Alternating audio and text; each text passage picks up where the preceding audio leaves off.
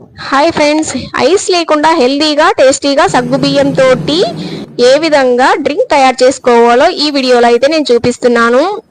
సగ్గుబియ్యాన్ని 2 నుంచి 3 గంటల పాటు అయితే నానబెట్టుకోవాలి. తర్వాత ఒక బౌల్లోకి తీసుకునేసి తగినన్ని నీళ్లు పోసుకొని గ్యాస్ స్టవ్ మీద పెట్టేసి మనం బాయిల్ చేసుకోవాలి.